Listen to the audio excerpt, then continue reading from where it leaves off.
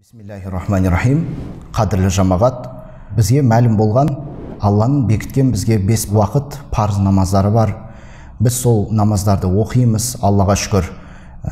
Енді былайша айтқанда, Алла тағала бізге белгілеген парыз намаздардан бөлек сүннет намаздары да бар екенін біз білеміз, яғни нәпіл намаздар. Сол нәпіл намаздардың өзі осы намазға қатысты екіге бөлінеді: бекітілген сүннет және бекітілмеген сүннет деп. Бекітілген сүннет дегеніміз, ардақты пайғамбарымыз, Алланың оған салауаты мен сәлемі болсын, бір ретте қалдырмастан үнемі соны бекем ұстана отырып, соны үнемі оқып жүрген намаздары бекітілген сүннет болып есептеледі. Ал енді бекітілмеген сүннет болса, оны оқысаңыз қосымша сауап болады, оқымасаңыз ол үшін күнә мойынға артылмайды. Енді қарап тұрсаңыздар, мынау біздегі таң намазы, бесін, екінті, ақшам, құптан намаздарында өзіне тән орындалатын сүннет намаздары бар екен. Осыған қатысты мынадай бір хадистерді сіздерге айтуды жөн көріп отырмыз.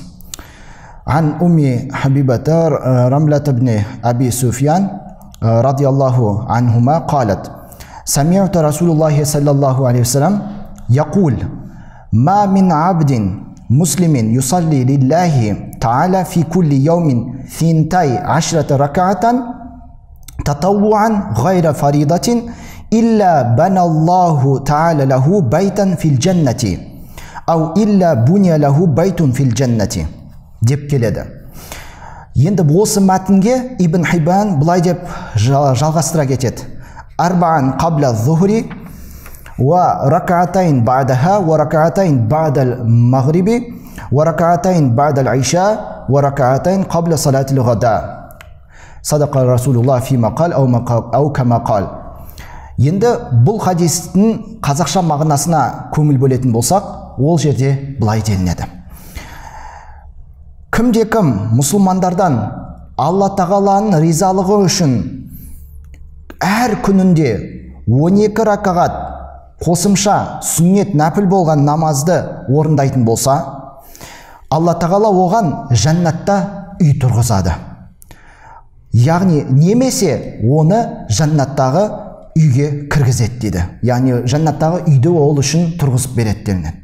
Осы хадиске қосымша бір риуаятта келтіріледі. Ол қандай намаз екенін толықтырып келтіреді. Яғни бесін намазының алдындағы 4 сүннет, бесін намазынан кейінгі оқылатын 2 сүннет, ақшам намазының соңында оқылатын 2 ракағат, одан кейін құптан намазынан кейінгі 2 сүннет және таң намазына дейінгі 2 сүннет. Осының барлығын қосатын болсақ, 12 ракағат болады екен, қадірлі жамағат.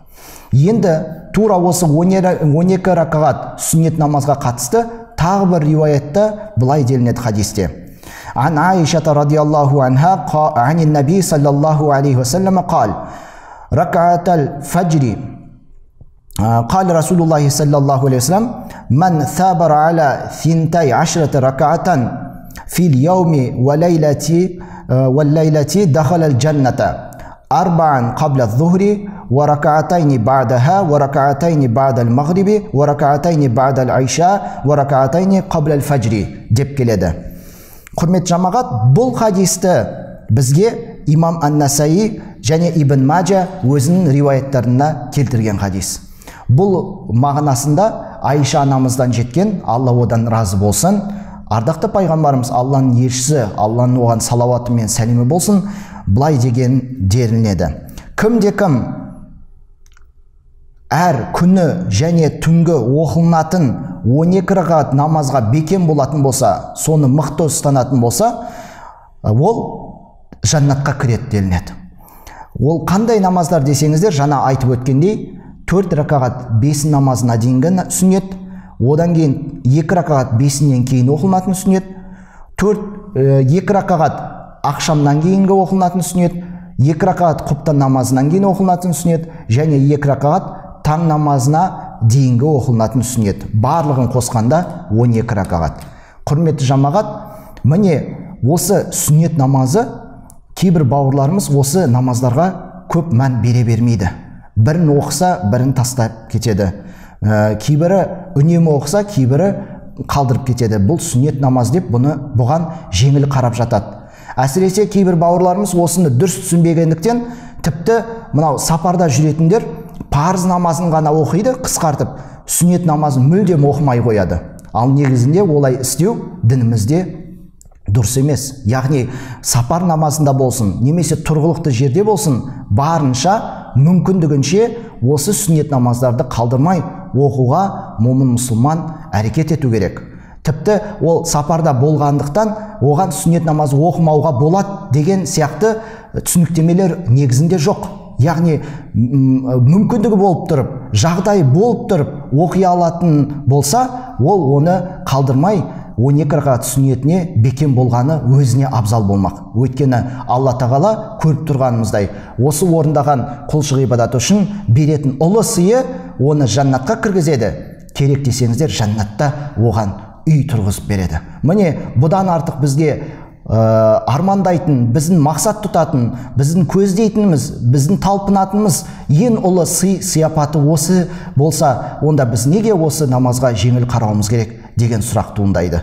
Сондықтан құрметті бауырлар, осы 12 ракағат сүннет намазға берік болайық, орындайық, өзіміз орындайық және басқаға да осыны түсіндіріп айта жүрейік. Ва ахиру дауана анилхамдулиллахи роббил аламин.